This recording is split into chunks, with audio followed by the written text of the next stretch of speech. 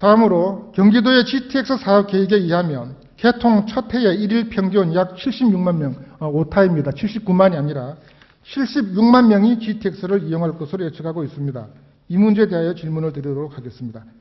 본 의원의 머리로는 하루에 76만 명이 GTX를 이용할 수 있는지 계산이 안 나옵니다. GTX역의 총 수는 22개입니다. 그렇다면 각 역의 하루 평균 이용객 수가 약 3만 6천 명이어야 합니다. 어떻게 이것이 가능한지 그 근거를 제시해 주시기 바랍니다. 그래서 승객에 대해서는 이제 가격에 따라 다르겠는데 지금 국토부의 계획은 우리는 원래 2,000원으로 했는데요. 국토부에서는 오히려 1,800원, 교통연구원에서 1,800원으로 하면은 또 더 늘어나는 걸로 되어 있습니다. 그래서 전체 사업비도 줄어들고 요금도 줄어들고 승객이 늘어나는 걸로 이렇게 되어 있습니다만은 그러나 이 부분에 대해서는 여러 가지 인구 유동이나 이런 점들을 생각해서 저희들이 신중하게 좀 더 구체적으로 묻겠습니다. 계획된 GTX 정체 노선의 하루 최대 수송 용량이 얼마입니까? 경기도가 계산하고 있는 하루 최대 수송 능력을 제시해 주시고 그 숫자가 어떻게 나오는지 근거를 밝혀 주십시오. 수송 능력은 제가 받은 답변서에 의하면은 첫 해에 310편 그리고 3년 후에는 하루에 330편을 운행하는 것으로 계획되어 있습니다. 네. GTX 열차 한 편을 6량으로 편성한다고 제가 보고를 받은 바가 있습니다. 네. GTX 열차는 고속으로 달리기 때문에 지금 지하철과 같은 입석 위주의 열차를 사용해서는 안 됩니다. 전 세계 어디에서고 최고속도 100km가 넘는 열차를 입석 위주로 운행하는 나라는 단 한 나라도 없습니다. 안전성 때문에. 전부 좌석 위주입니다. 그렇다면은 GTX 열차도 철저하게 좌석 중심으로 가야 되고 그럴 경우 한 양에 설치할 수 있는 좌석의 수는 아무리 많아도 90석을 넘어설 수가 없습니다. 그리고 입석을 조금 태우더라도 한 양당 100명 이상 태울 수가 없습니다. 그러면 한 편성당 600명이거든요. 그럼 330편에 600명이면은 약 19만 6천 명. 그 정도가 나옵니다. 그리고 출근 방향, 퇴근 방향으로 두 번 채운다고 하더라도 하루에 40만 명이 안 됩니다. 이것은 하루 종일 모든 열차가 좌석 하나도 안 남기고 꽉꽉 찬다는 것을 전제로 해서 겨우 40만 명을 수송할 능력이 됩니다. 40만 명 수송 능력밖에 없는 GTX가 무슨 재주로 76만 명을 수송하겠다는 겁니까? 그는 이제 양을 더 늘려도 되고요. 운행을 더 늘릴 수 있습니다. 너무 걱정 안 하셔도 되겠습니다.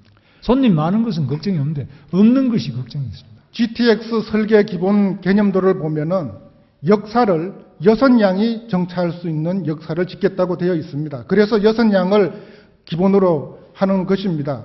설사 곱절로 늘려서 12량을 편성한다고 하더라도 하루 76만 명을 수용할 능력이 안 됩니다.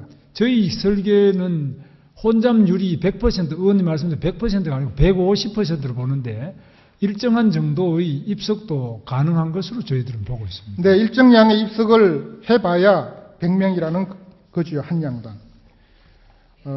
제가 그 현실적인 수송 능력을 한번 계산해 봤습니다. 러시아워 시간대를 하루 4시간, 준 러시아워 시간대를 하루 3시간 잡고, 러시아워 시간대에는 1시간당 10편을 운행을 하고, 준 러시아워 때도 역시 1시간당 10편을 운행을 하고, 비러시아워 때는 15분당 한 편을 해서 4편을 운송을 하고, 그렇게 했을 경우에,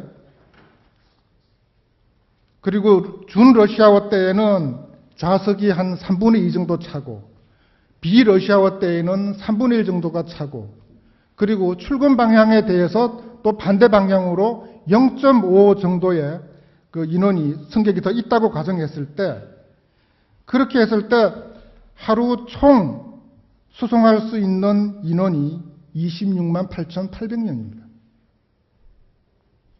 러시아워 아닌 시간에는 지금 값싼 지하철도 텅텅 비어 다닙니다. 자리에 안 씁니다.